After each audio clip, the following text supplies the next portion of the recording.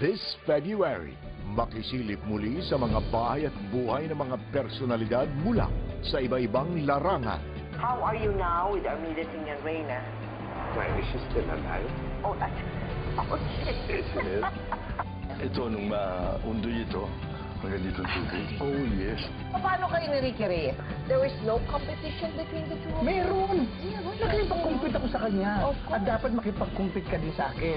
Basta gusto ko maaliwala, saka kung pwede, simple, because pinipicture ko na na maraming tao. Kasama si Mel Tiangco, sila ang mga kabilang sa powerhouse na makikilala ninyo ngayong Pebrero.